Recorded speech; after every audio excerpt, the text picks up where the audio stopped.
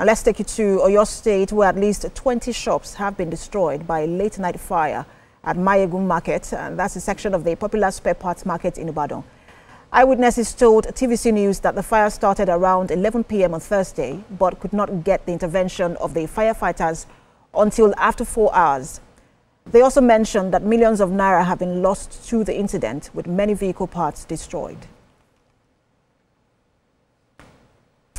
Now, TVC senior reporter Olaide Oyewole joins me on the news for more updates.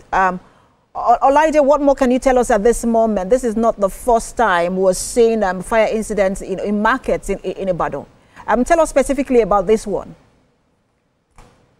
So, Precious, it is quite unfortunate that the incident of fire outbreak has really become a reoccurring incident in Oyo State. And you would recall that sometimes last month, a fire incident outbreak also happened at the Oyewole market, where several shops were destroyed. And while traders are still yet to recover from that shock, this is also happening. And you also know that this is not the first, second, or third time that a fire outbreak will be happening at the spare parts market, which is a popular and #1 spare part market in Oyo State. It goes to show that the government needs to do more in sensitizing residents and especially traders in Oyo State, so that these incidents would not happen again. So we have also had incidents of this fire outbreak happening in other parts of Oyo State, not just in Ibadan. We have had incidents that happened last month, and even last month in Oyo town. We have several fire outbreaks happening there. So it shows that the government needs to do more in sensitizing these people, because the money used by the state government to compensate these people or to rebuild all of this infrastructure, these shops and markets, this money are being removed from the pocket of the state government, which in turn will affect what? Will affect the treasury of the state. So in order to avoid all of these things, the state government needs to do more sensitization to the traders and residents of Oyo State to avoid these disasters from reoccurring at every point in time. Precious. And that's one issue. Government looking at a holistic approach to ending these incessant fires in markets. But I also wanted to mention the response time. For this particular incident, we understand that it took 4 hours before the fire service arrived at the scene. How is that also being addressed, the response time to fire outbreaks in Ibadan?